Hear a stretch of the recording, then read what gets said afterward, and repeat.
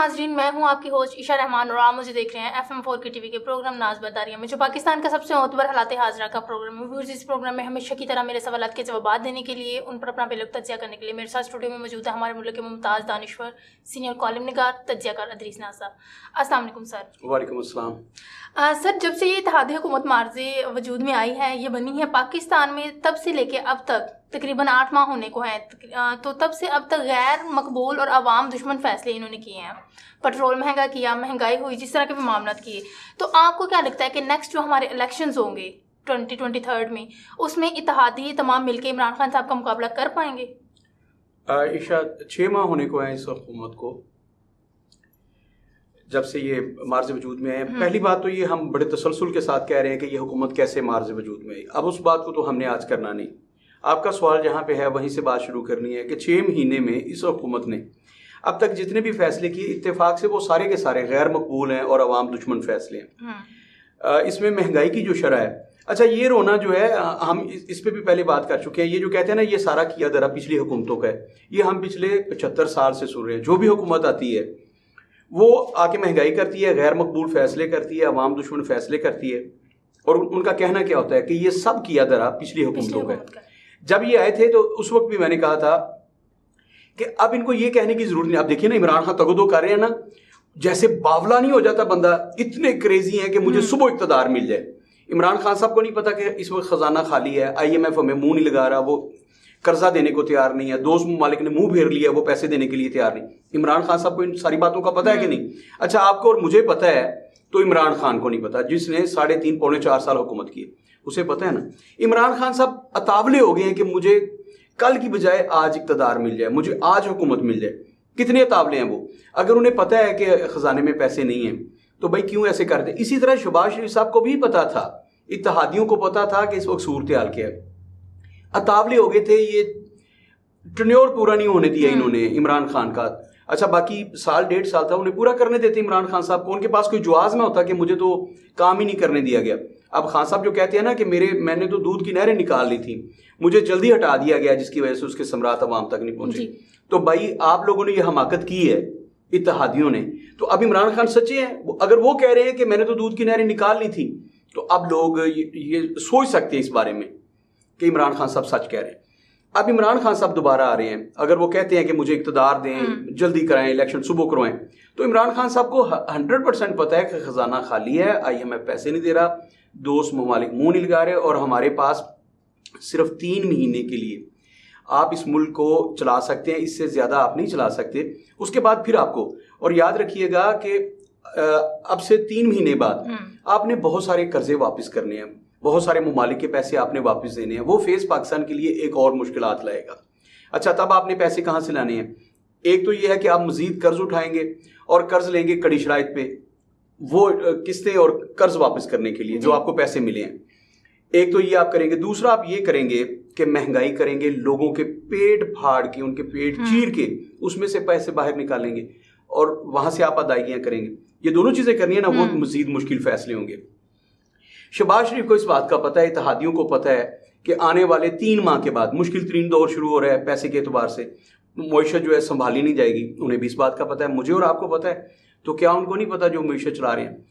لیکن وہ کسی صورت بھی اقتدار نہیں چھوڑنا چاہتے۔ اقتدار کا نشہ ہی ایسا ہے، کیونکہ پیسے انہوں نے اپنی جیب سے تو دینے نہیں، انہوں نے تو کمیشنز لینے ہیں، وہ تو آئے ہیں کاروبار کرنے کے لیے، پیسے تو دینے ہیں عوام نے۔ اچھا جو آپ مشکل فیصلے کہہ رہی ہیں، عوام دشمن فیصلے کہہ رہی ہیں، 3 مہینے کے بعد مزید کرنے ہیں، وہاں بجلی مزید مہنگی ہوگی، گیس مزید مہنگی ہوگی۔ آپ کو پتہ نا گیس مہنگی کر دی گئی ہے، گیس مزید مہنگی ہوگی، اشیاء خرد و نوش مزید مہنگی ہوگی، ٹیکسز نئے آئیں گے، اور پبلک پہ اتنا بوجھ ڈال دیا جائے گا کہ ان الامان الفیظ۔ وہ جو اسد عمر نے کہا تھا کہ ابھی تو عوام کی چیخیں آسمان تک جائیں گی، ابھی آسمان تک تو جا رہی ہیں لیکن ابھی پہلے آسمان تک جا رہی ہیں، ابھی 7ویں آسمان تک جائیں گی۔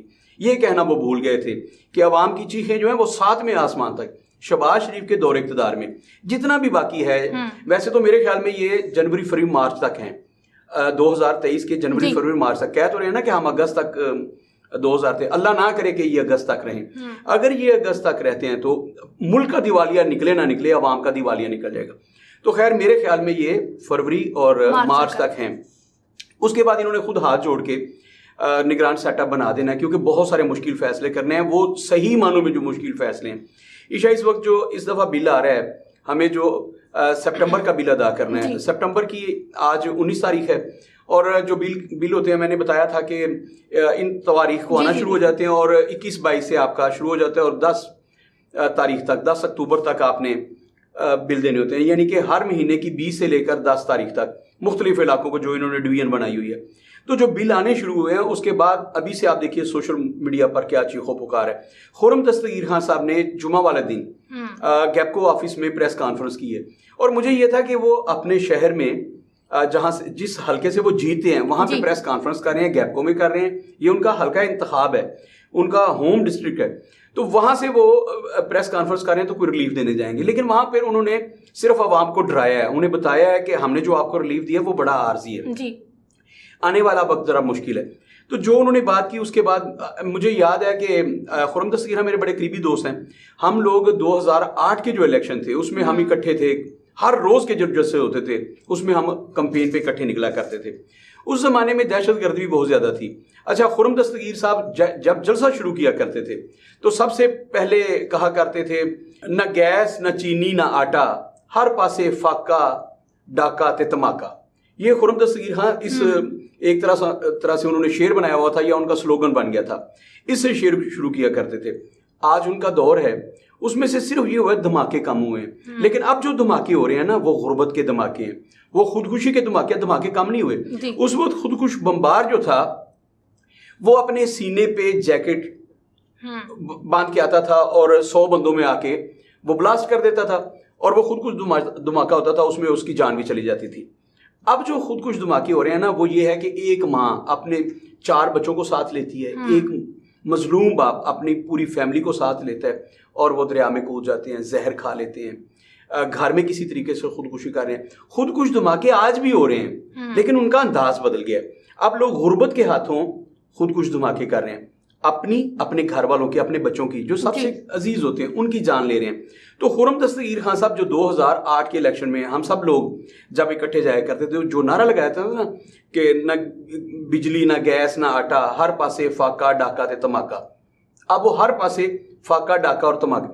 اب آپ دیکھیے ڈاکے اور چوریاں کتنی بڑی ہیں, ہر بندہ ڈاکے اور چوریاں کر رہا ہے. یہ جو ہمیں تنبیہ کی جا رہی ہے کہ جناب وہ جو سندھ کی طرف سے لوگ آ گئے ہیں اور وہ ڈاکو ہیں ان سے بچنا ہے, یہاں پہ بھی یہی کچھ ہو رہا ہے. امدادی قافلے لوٹے جا رہے ہیں, آپ سامان پہنچا ہی نہیں سکے. اس کی وجہ کیا ہے؟ بڑھتی ہوئی غربت. جب آپ کو روزگار نہیں ملے گا, آپ کو 2 وقت کی روٹی نہیں ملے گی تو لوگ مجبور ہو جائیں گے. ریاست نے جو آئین پاکستان میں بنیادی وعدے کیے ہیں اس میں یہ سارے وعدے موجود ہیں. آپ آئین پاکستان پڑھیے, اس میں یہ ہے کہ ریاست لوگوں کو رزق حلال کمانے کے مواقع فراہم کرے گی, ان تک ان کو تعلیم دے گی, ان کو بنیادی زندگی کی جو ضروریات ہیں صحت اور صفائی سے متعلقہ, یہ سارا ماحول جو ہوتا ہے ریاست نے فراہم کرنا ہوتا ہے. جب ریاست ناکام ہو جائے, مطلب ریاست آپ ہاسپٹل میں بیمار ہو گئے ہیں, ہر بندہ بیمار پڑتا ہے, آپ ہاسپٹل میں جاتے ہیں, آپ کو میڈیسن اویل نہیں ہے, وہاں پہ جب آپ کو وہ آپ کا پیارا ہے اسٹریچر پہ ہے اور آپ کو 10,000 روپے کی میڈیسن تھما دی جاتی ہے, اس وقت آپ کی جان پہ بنی ہوتی ہے. آپ کو یہ ہوتا ہے کہ میرا گھر بک جائے, سب کچھ بک جائے, لیکن میرا یہ پیارا, میرا باپ, میرا بھائی, میرا بیٹا جو بھی ہے, میری ماں, میری بہن, یہ بچ جائے. جب آپ کو 10,000 روپے کی میڈیسن کا بل وہ پرچی تھما دیتے ہیں, آپ لا نہیں سکتے, تو پھر اس وقت آپ کہتے ہیں کہ میری طرف سے پوری دنیا اجڑ جائے, میں اسٹیٹ بینک لوٹ لوں, لیکن میں نے اپنے پہ, اس وقت آپ کے ذہن میں منفی خیالات جنم لیتے ہیں. پھر آپ سوچتے ہیں کہ میں نے کسی کی جیب کاٹ لینی ہے, کسی سے فراڈ کر لینا ہے یا چوری ڈاکہ کر لینا ہے. ریاست اس معاملے میں بری طرح ناکام ہو گئی ہے. لوگوں سے جو وعدے کیے تھے کہ ہم آپ کو تعلیم دیں گے, ہم آپ کو صحت کی سہولیات دیں گے, ہم آپ کو صاف ستھرا ماحول فراہم کریں گے, اور ہم ایسے سورسز پیدا کریں گے جس سے آپ رزق حلال اپنی محنت سے, ریاست نے پیسے نہیں دینے ہوتے. آج کل پڑھے لکھے اپنی ڈگریاں لے کے سڑکوں پہ گھوم رہے ہیں. آپ نے صرف مواقع فراہم کرنے ہوتے ہیں. وہ کیسے ہوتے ہیں کہ آپ نئے شہر آباد کرتے ہیں, آپ نئی صنعتیں لگاتے ہیں. حکومت نے کچھ نہیں کرنا ہوتا, آپ نے تاجروں سے کہنا ہوتا ہے, انہیں فیسیلیٹیٹ کرنا ہوتا ہے, انہیں فیسلٹیز دینی ہوتی ہیں, انہیں آپ نے ایک ماحول دینا ہوتا ہے, اور پھر تاجر جو ہوتے ہیں, صنعت کار, انویسٹر جو ہوتے ہیں, وہ پھر پیسہ انویسٹ کرتے ہیں. حکومت کی جتنی پالیسیاں, اور شہباز شریف صاحب کے دور میں بالخصوص اتنی دشمن عوام دشمن پالیسیز ہیں. میں نے کہا تھا کہ پچھلے 10 سال سے پاکستان سے سرمایہ بھاگ رہا ہے, اس کو پر لگ گئے. جیسے میں نے عرض کیا تھا کہ ہماری جو کاٹن انڈسٹری تھی وہ تو ساری کی ساری بنگلہ دیش میں شفٹ ہو گئی ہے, 80% سے زیادہ شفٹ ہو گئی. آپ کے دوسرے لوگ بھاگ رہے ہیں. اس ملک میں چونکہ ٹیکسز بہت زیادہ ہیں, بجلی مل نہیں رہی, گیس ہے نہیں, تو اگر آپ چاہتے ہیں نا کہ ایمانداری سے پیسے کمائیں, یہاں صرف وہ چور اور ڈاکو پنپ رہے ہیں جو ہر روز 1 کروڑ روپے کی 50 لاکھ روپے کی بجلی چوری کرتے ہیں, گیس چوری کرتے ہیں. اگر آپ کہیں کہ ایمانداری سے بل پے کر کے آپ کچھ کما لیں تو حکومت آپ کو کمانے نہیں دے رہی. جب حکومت نے یہ پالیسی بنا دی ہے کہ آپ نے جو بھی کمانا ہے بجلی کا بل دینا ہے, فیکٹریز بننے. پاکستان میں سب سے مشکل کام کیا ہے؟ پروڈکشن کا. یہاں ٹریڈنگ آسان کام ہے. مثال کے طور پر یہ کپ میرے سامنے پڑا ہے, آپ پروڈکٹ کرتی ہیں, آپ بناتی ہیں, اس کی پروڈکشن آپ کرتی ہیں. مجھے پڑا یہ 100 روپے میں اور میں 110 روپے میں بیچ دوں تو اس میں میرا کوئی لاس نہیں ہے. 105 کا بھی اگر بکے تو میرا کیا لاس ہے؟ میں نے تو 100 روپے میں خریدا ہے. لیکن جو بندہ پروڈکشن کر رہا ہے, جو یہ کپ بنا رہا ہے, وہ ٹکی ٹافی سے لے کر جو کچھ بھی بنا رہا ہے, وہ بندہ اس وقت عذاب میں ہے. اس کی وجہ پہلی بات تو یہاں پہ بجلی اور گیس ہی نہیں ہے, اگر ہے تو اتنی مہنگی ہے. پھر اتنے زیادہ ٹیکسیز ہیں, آپ کو 50 ادارے پوچھنے آتے ہیں کہ تمہارے پاس پیسے کہاں سے ہے, تم بزنس کر کیوں رہے ہو. اتنا مشکل کر دیا گیا اس ملک میں بزنس کرنا کہ لوگ بھاگ رہے ہیں یہاں سے. تو یہ جو آپ نے سوال کیا کہ شہباز شریف صاحب نے اب تک جتنے بھی فیصلے کیے ہیں یہ سارے کے سارے عوام دشمن ہیں, یہ غیر مقبول فیصلے ہیں, عوام انہیں قبول نہیں کر رہی. خود وہ کہہ رہے ہیں کہ یہ غیر مقبول فیصلے ہیں اور ہم مشکل فیصلے کر رہے ہیں. مریم نواز شریف صاحبہ نے کہہ دیا کہ جو بجلی کے بل ہیں, لوگوں کی آمدن 20-25 ہزار روپے اور اس سے 10,000 روپے بل آ رہے ہیں, یہ مریم نواز شریف صاحبہ نے کہہ دیا. جب حکمرانوں کو اس بات کا پوری طرح سے ادراک ہے کہ جو کچھ ہم عوام کے ساتھ کر رہے ہیں وہ عوام افورڈ نہیں کر پا رہے, جتنی بجلی مہنگی دے رہے ہیں. اب مجھے یہ بات سن کے کان پک گئے ہیں کہ پچھلی حکومتوں کا کیا در ہے, یہ معاہدے عمران خان صاحب نے کیے تھے. اور بھائی اگر عمران خان نے معاہدے کیے تو تمہیں پاگل کتے نے کاٹا ہے کہ تم حکومت کر رہے ہو. عمران خان کو کیوں نہیں کرنے دیتے؟ جو غلط معاہدے عمران خان نے کیے ہیں وہ کریں. سوال آپ کا یہ تھا کہ اتنے, یہ میں نے تمہید باندھ دی اپنی گفتگو کرنے کے لیے کہ جتنے غیر مقبول فیصلے انہوں نے کیے ہیں, عوام دشمن فیصلے کیے ہیں, اس کے بعد عوام میں شدید رد عمل ہے. اب آپ دیکھیے مسلم لیگ نون کے جو کارکن ہیں وہ منہ چھپاتے پھر رہے ہیں, جو شہباز شریف کی اور جو کہتے تھے نا ایک واری پھر شیر, اب وہ گھبرا رہے ہیں. وہ یہ نہیں کہتے ایک واری پھر شیر, وہ کہتے ہیں ایک واری اور شیر آ گیا تو پھر اسی کتنے جاؤں گے. پھر آپ کی سانس لینا بھی مشکل ہو جائے گا. صرف ایک چیز آکسیجن پہ ٹیکس لگنا باقی رہ گیا کہ جو آپ سانس لے رہے ہیں اس پہ بھی ٹیکس دیں, باقی ہر چیز پہ ٹیکس ہے. آپ واش روم جاتے ہیں اس پہ بھی ٹیکس ہے, آپ جو پانی استعمال کرتے ہیں اس پہ ٹیکس ہے, بجلی استعمال کر رہے ہیں اس پہ تو اتنے ٹیکسز ہیں کہ بجلی کا بل دیتے ہوئے آپ بل بلا اٹھتے ہیں. اچھا, اتنے غیر مقبول فیصلے ہوئے. اب سوال یہ ہے کہ کیا اس کے بعد عمران خان صاحب جتنی تیزی کے ساتھ ان کی مقبولیت میں اضافہ ہوا ہے, ان کو ہٹایا امریکہ کی سازش تھی یا نہیں تھی؟ خط کا کتنا کردار ہے اس میں, تھا یا نہیں تھا؟ یہ ایک بات بڑی ثانوی حیثیت اختیار کر گئی. عمران خان صاحب نے ایک خط لہرایا جیب سے نکال کے, انہوں نے کہا جی کہ امریکہ نے میرے خلاف سازش کی ہے اور یہ اس سازش کا حصہ ہیں, اسٹیبلشمنٹ ساتھ ملی ہے تو مجھے ایک سازش کے تحت ہٹایا. ان کے کارکنوں نے اس کی تصدیق کیے بغیر عمران خان کی بات کو مان لیا اور اس اعلامیے کے ساتھ کھڑی ہوگی. پھر دن بدن آپ دیکھتے جائیے عمران خان کی مقبولیت میں اضافہ ہوا ہے, دن بدن اضافہ ہوا ہے. ان کے جلسے جو تھے, عمران خان اپنے ہی جلسوں کا ریکارڈ توڑتے جا رہے ہیں. اچھا, عمران خان صاحب آگے بڑھتے گئے, مقبولیت بڑھتی گئی. اب یہ جو حکومت بیٹھی ہے جس کو آپ اتحادی حکومت کہہ رہے ہیں, یہ تو 18 جماعتیں مل کے بیٹھی ہیں نا. اور جو ضمنی انتخابات ہوئے جیسے پنجاب میں ہوا, اس نے ثابت کر دیا کہ عمران خان تو ان کو لتاڑ کے نکل جائیں گے, بلڈوز کر کے آگے نکل جائیں گے. اگر اسی طرح یہ 6 مہینے اور نکال لیتے ہیں, جو کہ بڑا مشکل ہے. میں نے بتایا کہ اگلے 4 سے 5 مہینے تو انہوں نے نکالنے ہیں کسی بھی صورت. نومبر تو انہوں نے ہر صورت لانی ہے, نومبر میں انہوں نے بڑے فیصلے کرنے ہیں. اور ضمنی طور پر یہ آج کا موضوع نہیں تھا, لیکن میں بتا دوں کہ عمران خان صاحب کی چونکہ ان لوگوں کے ساتھ صلح ہو گئی ہے, 2 لوگ تھے اس میں جنہوں نے گارنٹی دی ہے دونوں طرف سے. عمران خان صاحب کا آپ دیکھیے نا 3 دن سے ان کا لہجہ چینج ہو گیا ہے. اب وہ نرم لہجے میں بات کر رہے ہیں, ٹیون ٹھیک ہو گئی ہے. جو وہ کہا کرتے تھے میں اسلام آباد آ رہا ہوں, اب اسلام آباد کی کال کی وہ بات نہیں کر رہے. تو پچھلے 3 دن سے, اور مجھے امید ہے کہ آنے والے 15 دن کے بعد آپ دیکھیں گے کہ عمران خان کا رویہ اور بہتر ہو جائے گا. اچھا, اس کا مطلب یہ کہ کہیں نہ کہیں طے ہو گیا ہے کہ عمران خان صاحب کی مقبولیت آگے ان لوگوں نے ہتھیار ڈال دیے کہ بھائی اس بندے کو ہم روک نہیں سکتے, عوام میں اتنا مقبول, اتنا پاپولر لیڈر ہے. اچھا, ایک ہی صورت تھی نا کہ اسے راستے سے ہٹا دیں, عدالت کے ذریعے سے یا بلٹ کے. آپ بیلٹ کے ذریعے نہیں اسے ہٹا سکتے عمران خان کو, آپ بیلٹ کے ذریعے. مشکل ہو گیا عمران خان کو اقتدار سے الگ کرنا. اب بلٹ رہ جاتی تھی نا تو اتنے پاپولر لیڈر کو ان کے پاس انجام موجود ہے کہ جمہوریت کو کتنا نقصان ہوا تھا. ذوالفقار علی بھٹو کو ایسے راستے سے محترمہ بے نظیر بھٹو کو راستے سے ہٹانے کا کتنا نقصان ہوا جمہوریت کو. آپ کے پاس بونے بچے ہیں محترمہ بے نظیر بھٹو کے پاس, آپ کے پاس قدور لیڈر ہی نہیں ہے. آپ دیکھیں نا شہباز شریف عالمی سطح پر یہ جاتے ہیں جب, تو آپ دیکھیں نا کیسے کارٹون نظر آتے ہیں ہمارے پرائم منسٹر صاحب. تو یہ لوگ ہیں جو پاکستان کی نمائندگی کریں گے, بتائیں گے کہ پاکستان جو دنیا کی 7ویں بڑی قوت ہے, ایٹمی قوت, 7واں بڑا زرعی ملک ہے, وہ 5واں ہے. اتنا بڑا زرعی ملک, اتنی بڑی ایٹمی قوت, اور اس کا وزیر اعظم جو ہے وہ تمام لیڈرشپ میں کھڑا بونا آپ کو نظر آتا ہے. محترمہ بے نظیر بھٹو جب جاتی تھی تو پتہ چلتا, اچھا عمران خان میں 101 کیڑے نکالے جا سکتے ہیں. میں ان کا حمایتی نہیں ہوں, میں نے کبھی بھی عمران خان کو سپورٹ نہیں کیا, نہ میں ان کا حمایتی ہوں. لیکن آپ دیکھیے جب وہ بندہ جاتا تھا اقوام متحدہ کے کسی جنرل اسمبلی کے اجلاس میں یا کہیں بھی عالمی سربراہوں کے اجلاس میں, تو عمران خان کا فٹ ورک دیکھیں. جو لوگ سٹیج سے یا فلم انڈسٹری سے منسلک ہیں انہیں پتہ ہے فٹ ورک کیا ہوتا ہے.